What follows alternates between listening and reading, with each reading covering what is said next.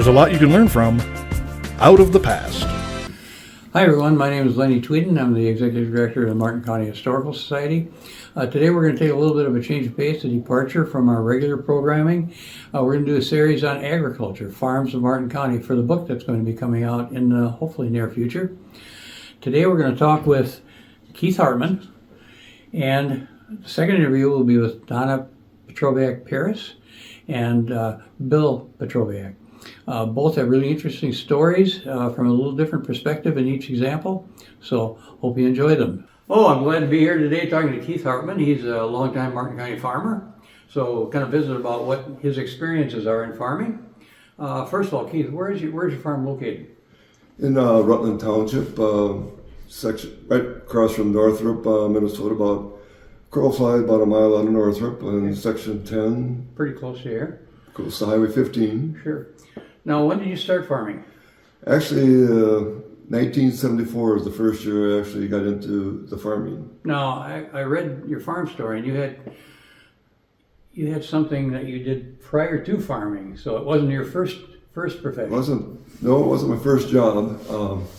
I did go to college. I graduated from Mankato State with a teaching degree, and I ended up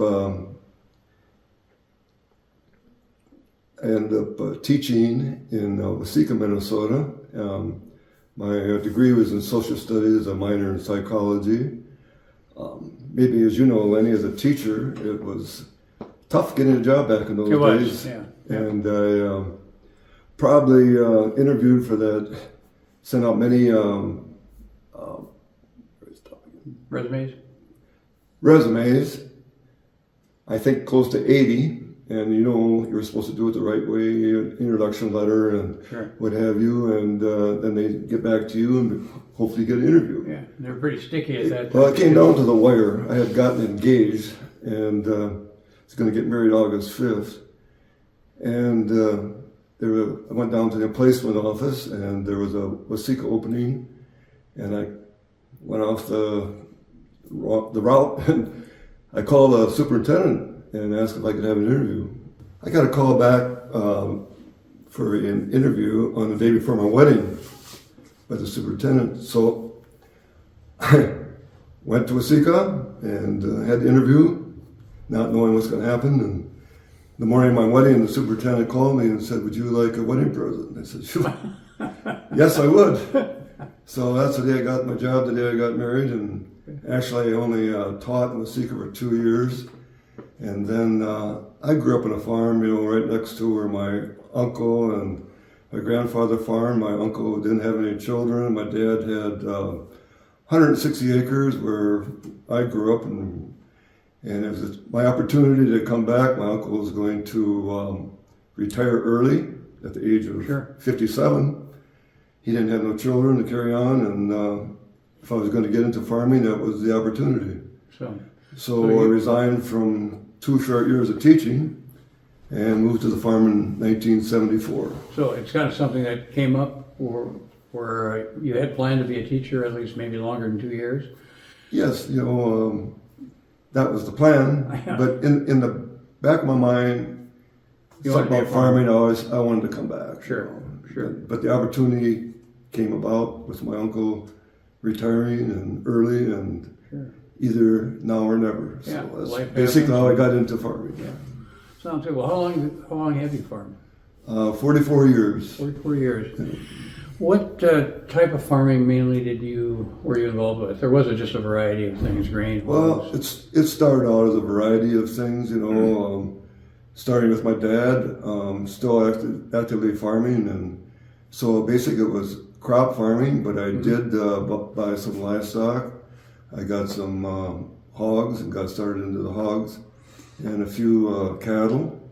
But as the progressed years in the 70s, like I said, everything kind of changed with the livestock. And what Martin County is, was that the hog capital or the bacon capital of the world? Yeah. It was either get into it big, confinement, or basically get out. Mm-hmm. So rather than going to the confinement and large production, I still had cattle and livestock, chickens and whatever on a farm, whatever you have for 4-H projects and have you. But to basically the livestock part, I didn't concentrate. It was mostly corn and soybeans. My father, I grew up on a dairy farm. My dad milked 40 Holstein cattle. That keeps you tied down too, doesn't it? That was a 7-day job. Yeah. 4th of July, Christmas, you milk cows. Yeah. You come home from church, do the chores. Sure. But you don't consider it work, I guess. It's just something that has to be done. Mm-hmm. So I went to, after starting college, my dad had health issues. He had to get rid of the cows. And fortunately, he got a job with DeKalb Seed in 1962. And it turned out to be a really good business for our family. Mm-hmm. So leaving the hog confinement thing getting larger and larger, I kind of worked into the crop and seed business with my dad. And my dad, my father, retired out of the seed business about in 1984. And I basically took it over with him and from him. And went from there. And over the years, we had about 52 years. We sold seed to over 200 farmers in our area. So it was a very, very good income, plus enjoyable. Sure. You were actually doing maybe 3 things at that time. Seed, farming, and you did some substitute teaching too. Yes, I did. Maybe I was in your classroom. I can't remember for sure, but I did a lot down in the middle school. Yeah, I remember you being down there. And the Fairmont area, Truman, Grenada, I sub-teach for 20 years.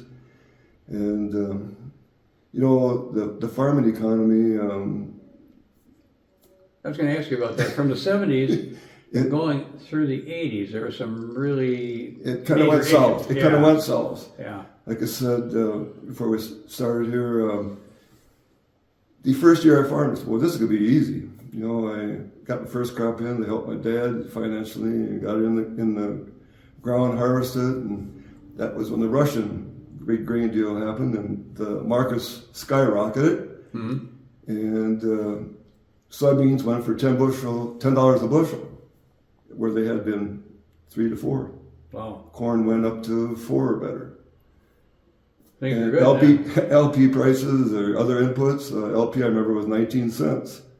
I mean, all the inputs were low, profits was great. What was I waiting for, Well, that lasted a couple years, 2 years, 3. Then as you did a lot of history and know what's happening in the 80s, there was a tough time for large or small farmers. I never consider myself a large farmer. Mm-hmm. Especially in today's standards. I farm 460 acres, and today it's gotten larger and larger, as you know. But of course, at one time that would have been considered very large back in, say, the 60s. In the early 60s, and 70s, that was good sized farming, But things changed, and getting back to the 80s, for example, I borrowed money to buy a John Deere, pretty decent tractor, used. And when I bought it, there was no locking in the interest rate. And I think it started at about 6%, and it was a variable rate. And by the time I got that tractor paid off, it had gone up to 18%. Wow. Yeah. But that was a small item. I mean, what if you owned a farm? And you had people that were trying to buy land, and after this price increase, land jumped to $3,000 an acre. At that time, it was from $300 to $3,000. Now it's $10,000 better. Sure. So these people that jumped in there and borrowed money and had a lot of money on interest, there was a lot of foreclosures. The government farm home loans, farm administration loans, wasn't quite fair. Some people were forgiven, other people were foreclosed, but that was the 80s. Yeah.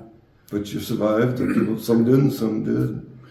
Would you consider that one of your biggest challenges as a farmer, the 80s, or other things that you think of? Basically, the 80s were the tough time. It was Tough time. As far as finances. Mm-hmm. One thing, anybody that farms or is related to farm, there's a lot of variables you can't control. And you know that, the weather. Sure, yeah. The markets. I remember my grandfather saying, in Martin County, you always have a crop. Some will be better, some will be worse. Mm-hmm. Well, that was pretty good. Pretty accurate. Pretty accurate. But I remember 91 and 93, we came close to that disaster. 93 is a lot of rain? too much rain in 93. We couldn't get our crops planted. And it just lingered on. And then the government program stepped in the fall, and basically a lot of farmers, including myself, we plowed our crops under and got a subsidy to survive another year. And to me, I guess, all the government programs over the years, it kept farmers Kept them going to the next year or whatever. Sure. And there was always, just like today, there was stuff that shouldn't have been done, but it basically kept farmers in the business. You know. Well, over the course of your career in farming, 44 years, what are some of the memories that stick out in your mind? Good or bad? We talked about some of the bad ones. What are the... One of the, it was financially, I didn't mention either, during the 80s, my wife was a nurse, we got married, and we have 3 children. We grew up on the farm, and that's the best crop I grew, my children. Sure. And good memories. Good memories out there with them, and luckily they're still in Minnesota, cities, Fargo, Brookings, South Dakota, but they still love to come back. Yeah, well, good. And their my grandkids, and so, like I said, that was the best crop I grew, but it was getting back to my wife.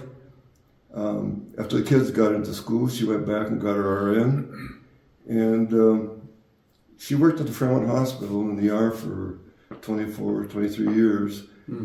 So the seed business, the farming, the substitute teaching, the nursing, those are the things that kept us financially going through the 80s. Yeah. And like I said, the seed business progressively got better, and it was a good place to live and to raise our family. Tell me about chickens. Well, that goes back to my dad. And we when we grew up, we had chickens and pigs, and every 160 acres was basically back in the 50s and 60s.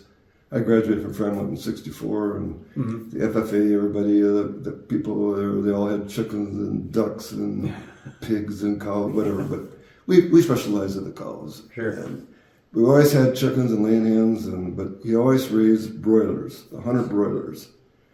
Well, my dad did that. He, unfortunately, when he got to be 80 years old, he kind of lingered out, and family would always go chicken picking weekend. My sister and her husband and family would come down, and my family and kids and cousins. Kind of a family reunion. Family reunion on a weekend, but it was basically to pick chickens. Sure.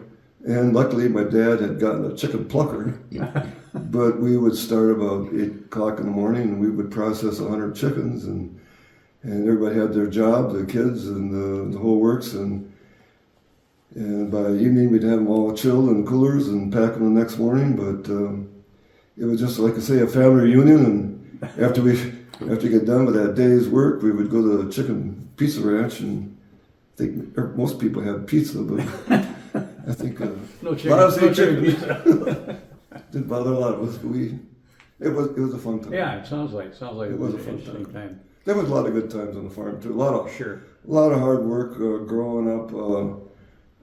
I had 3 uncles that lived right next door. The 4 brothers, my dad and 3 brothers had farms, adjoining farms. My 2 cousins. It was all family during the 60s. It was we'd be able to lay together. We did harvest corn, everything together. Sure. Work together. It was good. But it was hard work. It was a pitchfork was. I'm guessing if you had to do it over again, you'd do it do it over again, just about the way it was. I would. So, Yeah. did you have any close calls on your farming? You know, I always hear about farm accidents, and boy, you know, there's a lot of dangerous equipment that people deal with on a farm. There is. I think if you look at statistics, and I've seen it 100 times, farming is up in the top 3 most dangerous. Sure. Lumberjacks probably, and I forget, it's right on top. Yeah. And you don't think about that, you know, and farmers put in a lot of extra hours, and they do things they shouldn't do, safety-wise. Right. Take shortcuts. But accidents happen. Well, that's minor. But I got a little short finger here, but that came from wood splitting, but which isn't actually the farming. But personally, going back to I call it making hay, baling hay.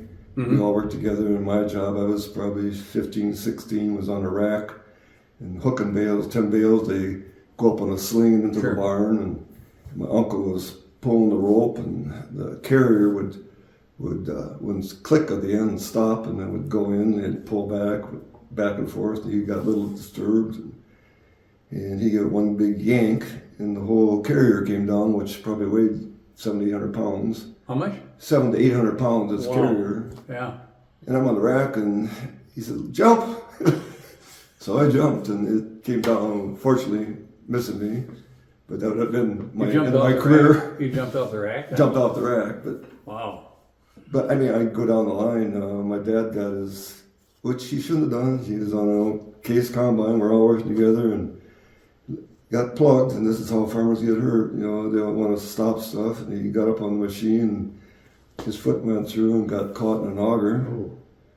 And fortunately, he pulled it up. The last yank, he got it out, but he bruised it up pretty bad.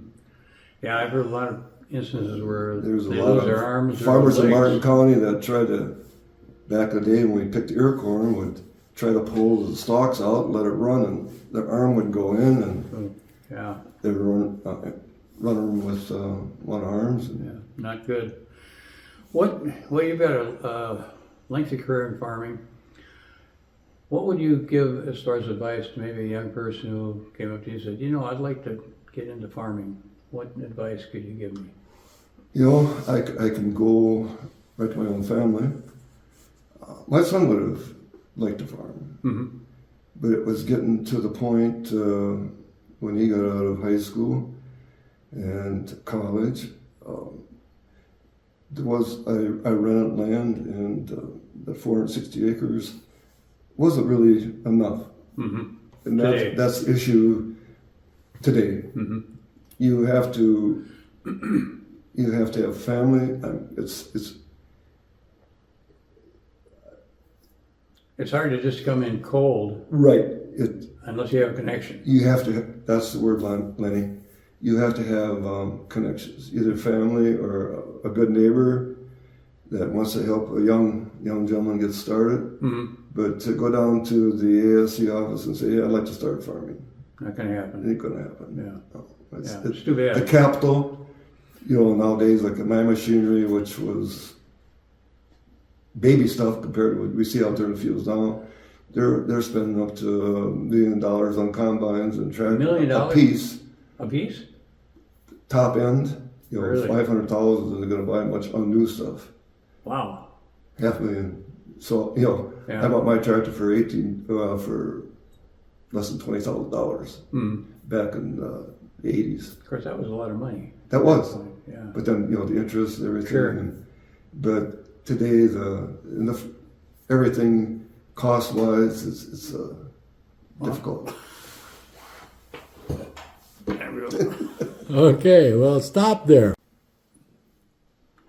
Yeah, like getting into farming nowadays is very, very difficult. Like I said, you have to have family that's in the farming, or have a good understanding neighbor that would like to... Connection of some type. Right, get you started.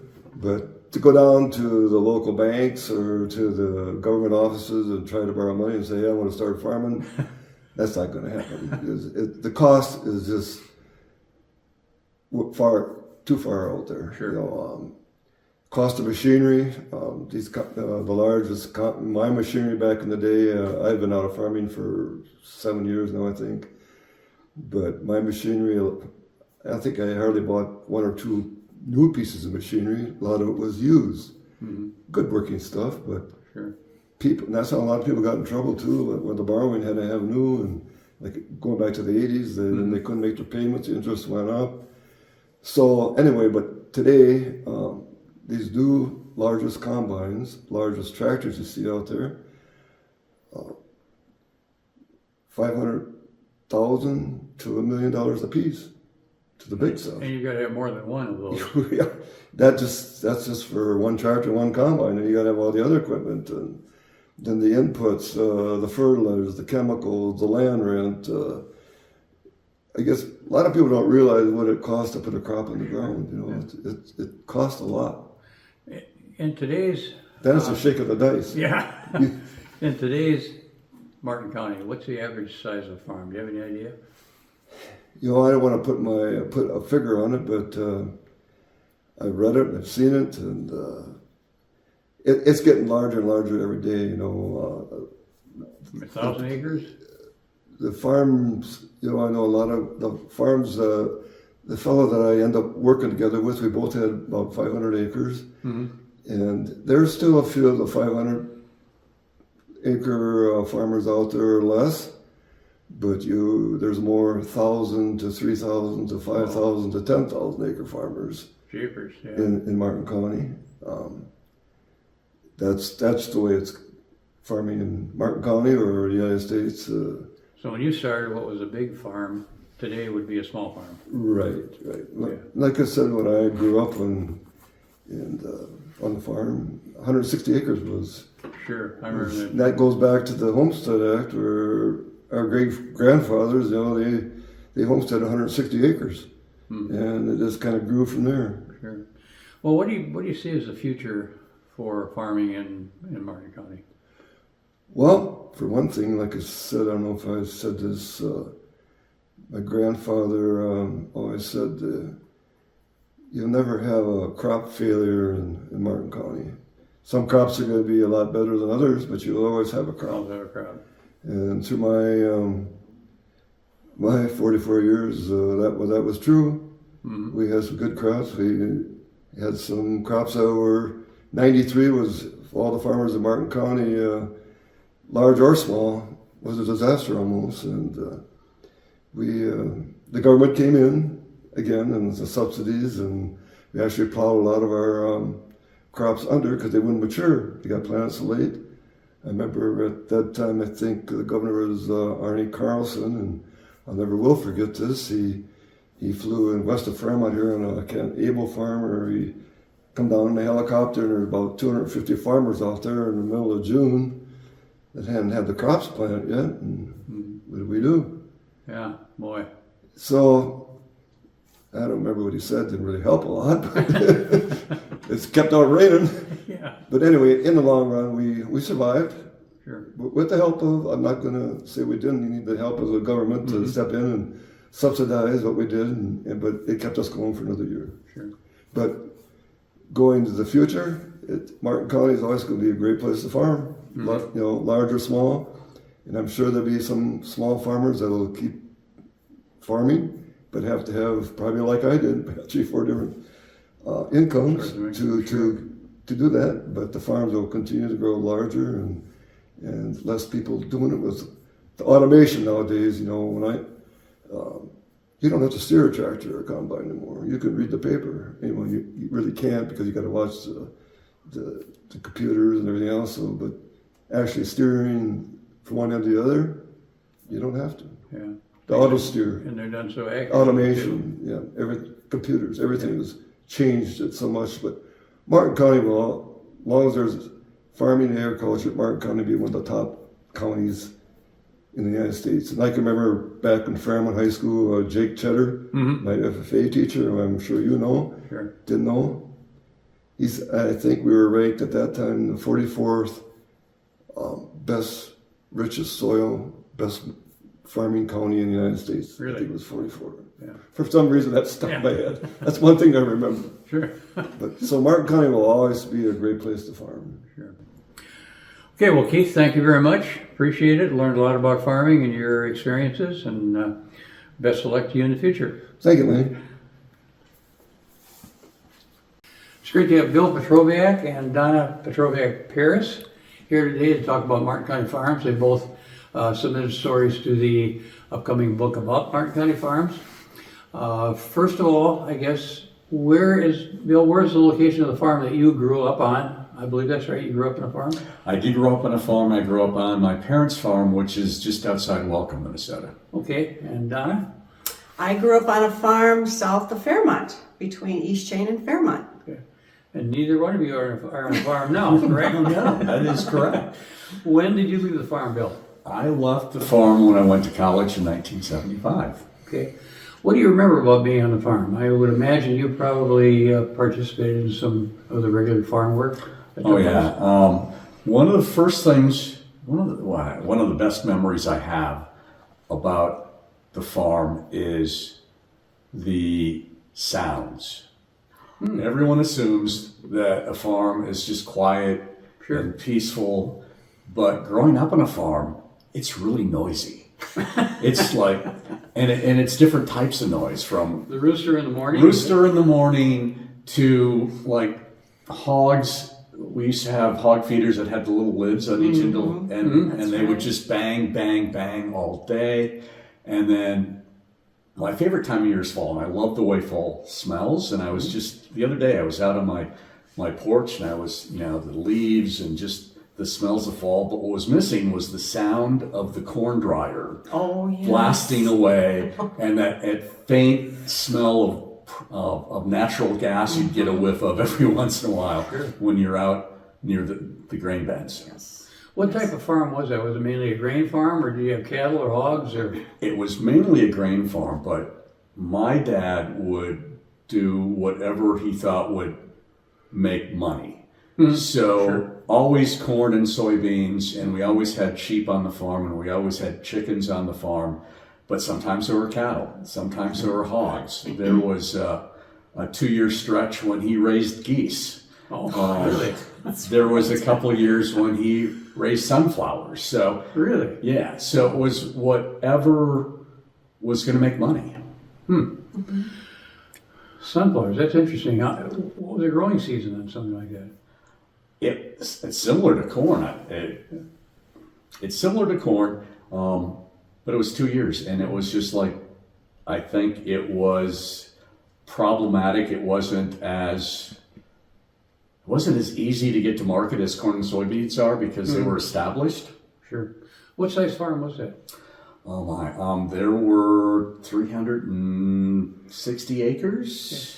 Pretty good sized farm Yeah. at that period of time. Yeah, maybe 460 at one point, but Sure. Yeah. Dona, where's the farm that you grew up on? About 7 miles south of Fairmont. Like I said, I was in between Fairmont and East Chain. So we established ourselves in the East Chain area. We had a grain farm. And like Bill said, that sounds, I just, bringing that up now. Listening to the dogs and the chickens in the morning, and You maybe had a little different perspective than Bill, in that you were probably inside working on the farm, but also maybe outside. oh yeah, there was always something to do. So from being inside, what's your perspective on that? Did you have, did they shell corn and people that worked on that come in for dinner or anything? Or No, my grandmother always talked about that. That they would go the farmers would go from farm to farm, and then the wives made the meals. But we never had that on our farm. Dad pretty much did it all. Mom would go out and help, and then I would stay back, being the oldest, and I would take care of the younger siblings. And we had a huge garden, so all the produce that was brought in, you learned how to can. You made stuff from scratch, and so you probably did a few things outside too, like walking beans. walked beans, yes. My dad took care of 4 other farms as well, so there was a lot of bean walking to do, and he was always looking to make things better. And he decided to make a bean rider that hooked onto the tractor. So whoever wanted to ride could, and then they had like a sprayer, so you would spray the weeds. And me, I walked. And I walked barefoot all the time. Wow. I don't know why I have bad feet now. I don't know, but I always enjoyed walking beans. And we started at 5, 6 in the morning and didn't get done till, well, we quit usually around 11, 12 o'clock, because that's when the heat got really bad. But So Donna's a few years younger than I am, and so she missed out on some of the stuff we used to do at our grandparents' farm in Silver Lake Township. Yeah. So they still, I remember still shelling corn, because they had all sorts of corn cribs there, and we would get together and shell corn, and I would be driving truck, or I would be inside the corn crib raking the corn, raking it down into the tracks. Run into any mice? Rats, lots and lots of rats and mice, yes, always. I remember those days too. Yeah. Yep. And so there would be, Grandma would have a mid-morning lunch for everyone. Sure. There would be a big, huge dinner. Then at there would be at at noon. noon. Then there would be a huge lunch in the afternoon. And then if we were not done, there would be supper. big supper. Yeah. Labor intensive at that Yes. time, very much so. Yeah, I remember those days as well. When you think back to your growing up on the farm, what is your one best memory that you can think of? Oh. Or the most unique?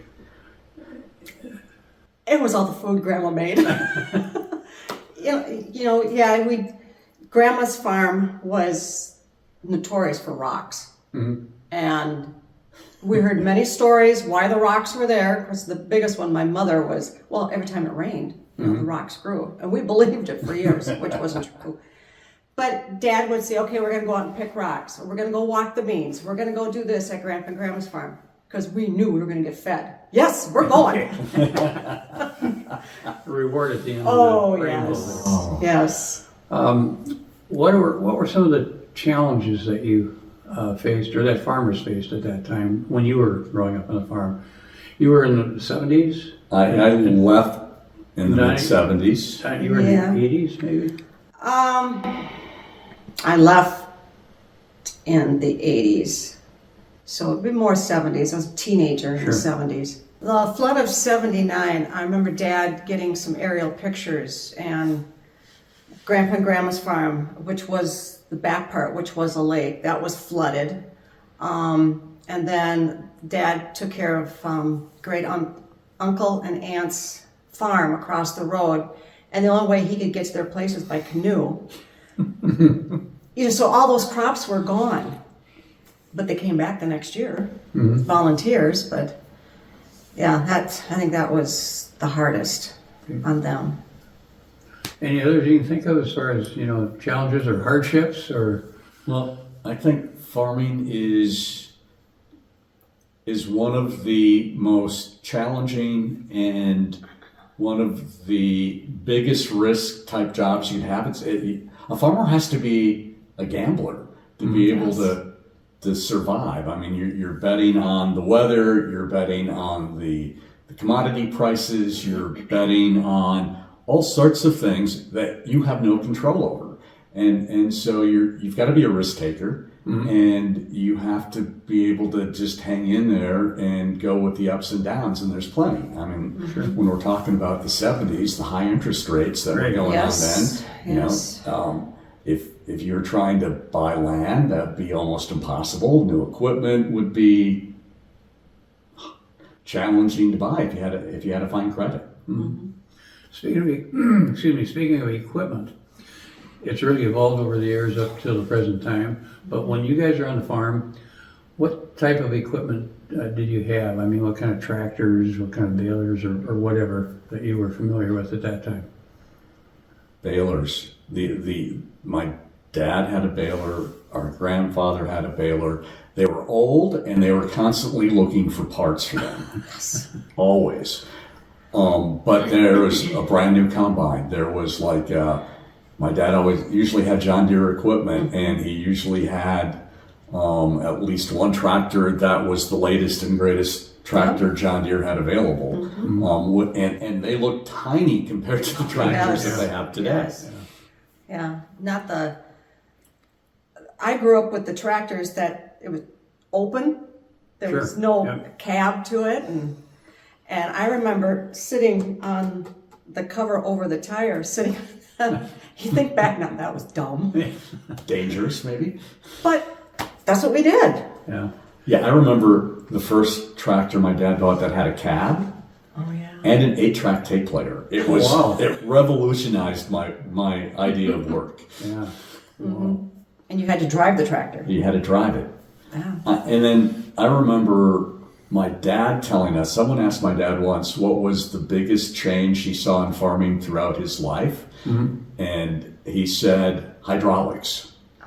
Hydraulics were the most revolutionary thing he'd experienced as a farmer during his lifetime, because all of a sudden you could raise and lower equipment. You'd have it wasn't mechanical. Sure. Interesting. Did you guys run into or experience any kinds of farm accidents? A farmer's really at risk for, I can remember back, a neighbor of ours got his arm caught in a corn picker, and things like that. Any experiences like that your family or neighbors had? None that I can remember. Not that I can think of. There's a lot that, I'm sorry, should have been, could have been.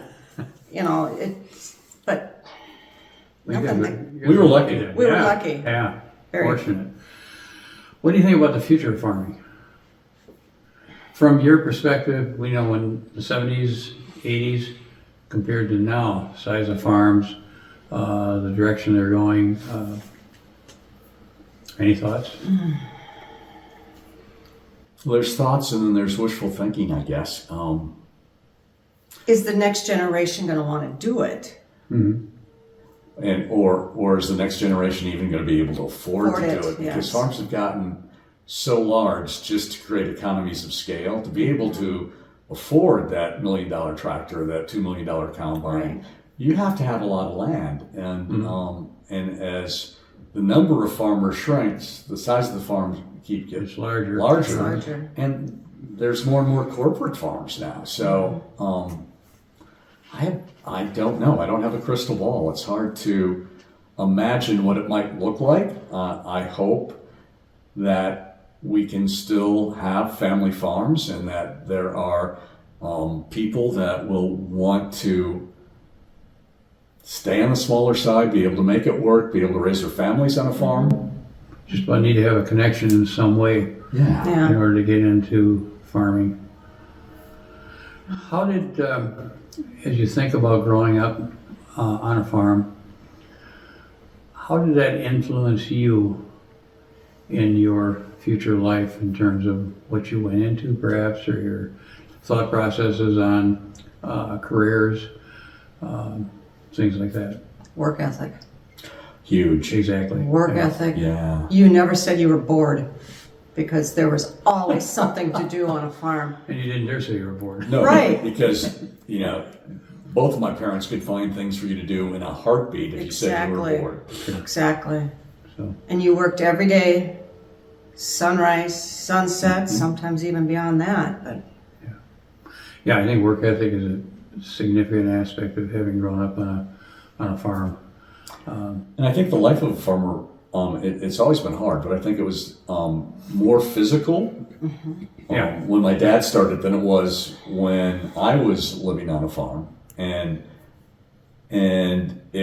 I was looking for more of a sure thing, which is why I don't think I wanted to farm. I was looking for that steady paycheck. yeah. No, I can appreciate that. Well, thank you very much, guys. Appreciate it. Very interesting, and thanks for submitting your stories for the book, and we hope to have that out soon. Can't give you an exact time, but It was a pleasure. All right. thank you. Thank you. All right, there you have it. I hope you enjoyed it. A couple of great interviews about farming in Martin County. And when the book comes out, you can read the other stories that were submitted. They're all excellent. There's a lot you can learn from Out of the Past.